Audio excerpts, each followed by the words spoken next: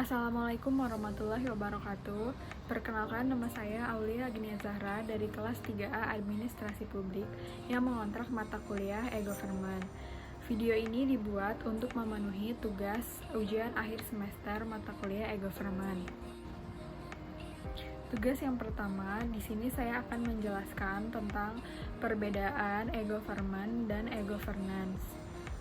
Yang pertama, e-Government. E-Government berdasarkan arti leksikal diartikan sebagai pemerintah.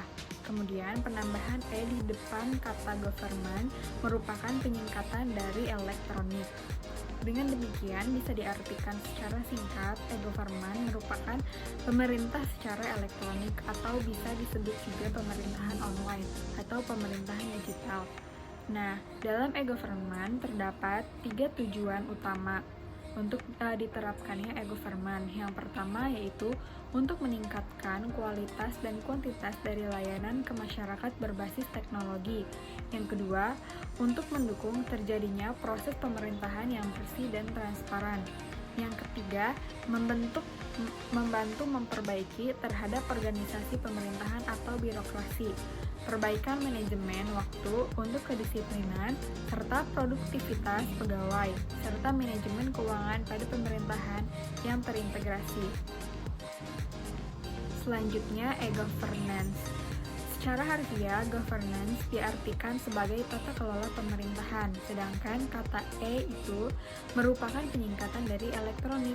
Nah, berarti e-Governance dapat diartikan sebagai tata kelola pemerintahan secara elektronik atau tata kelola pemerintahan secara digital.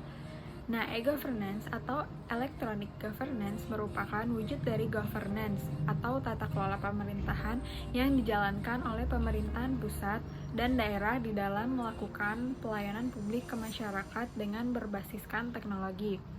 Adapun peran utama dari kelompok bisnis dan dalam e-Governance adalah sebagai motor penggerak untuk menyediakan SDM dan implementasi teknologi untuk implementasi e-Government dan e-Governance bagi pemerintah dan masyarakat. Selanjutnya, di sini saya akan menjelaskan analisis IT Governance website Kementerian Ketenagakerjaan. Nah, dalam website ini, Kementerian Ketenagakerjaan Republik Indonesia merupakan suatu kementerian dalam pemerintah Indonesia yang membidangi urusan ketenagakerjaan. Kementerian Ketenagakerjaan berada di bawah dan bertanggung jawab kepada Presiden. Nah, Kementerian Ketenagakerjaan Republik Indonesia memiliki tipe organisasi yang mengambil keputusan mengenai IT secara federal, yang dimana federal berarti kombinasi antara keputusan pemerintahan pusat dan pemerintah di bawahnya dengan atau tanpa keterlibatan orang-orang IT. Di dalam website Kementerian Ketenagakerjaan, keputusan di dalamnya tidak hanya melibatkan Kementerian Ketenagakerjaan saja, akan tetapi hal ini juga menjadi kepentingan pemerintah pusat dan masyarakat saja. Selanjutnya saya akan menjelaskan tabel analisis website Kementerian Ketenagakerjaan dengan model Weyl-Ross.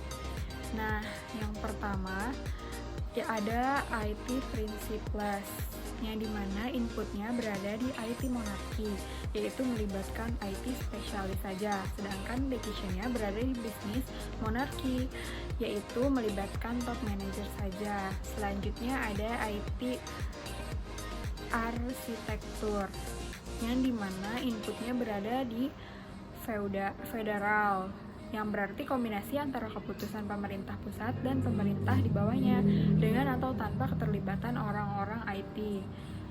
Selanjutnya decisionnya berada di feudal, yaitu setiap unit atau bagian dalam organisasi memiliki keputusan yang berbeda-beda.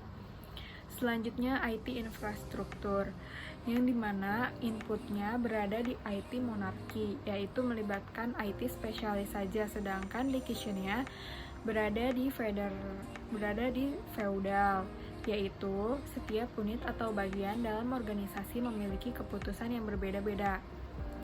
Selanjutnya lagi ada business application needs, yaitu inputnya berada di federal karena kombinasi antara keputusan pemerintahan pusat dan pemerintah di bawahnya dengan atau tanpa keterlibatan orang-orang IT. dan decision-nya berada di bisnis monarki, yaitu melibatkan top manager saja. Selanjutnya ada IT investment, yaitu inputnya berada di IT duopoly, yaitu IT group dan satu kelompok lain, sedangkan decision-nya berada di federal, yang berarti kombinasi antara keputusan pemerintahan pusat dan pemerintah di bawahnya, dengan atau tanpa keterlibatan orang-orang IT. Sekian penjelasan dari saya mengenai perbedaan pengertian e-government dan e-governance serta metrik archetype, yaitu electronic governance, dan tentang sebuah website atau sebuah aplikasi milik pemerintah. Sekian dan terima kasih.